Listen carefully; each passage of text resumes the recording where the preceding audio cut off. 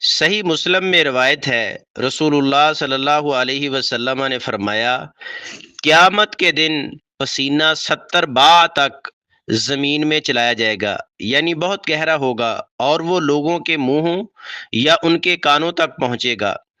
اس حدیث مبارکہ کا اور دیگر احادیث کو سامنے رکھیں تو ان کا مطلب یہ ہے، قیامت کے دن سورج 1 میل کے فاصلے پر ہوگا، لوگ اپنے اعمال کے لحاظ سے پسینے میں شرابور ہوں گے۔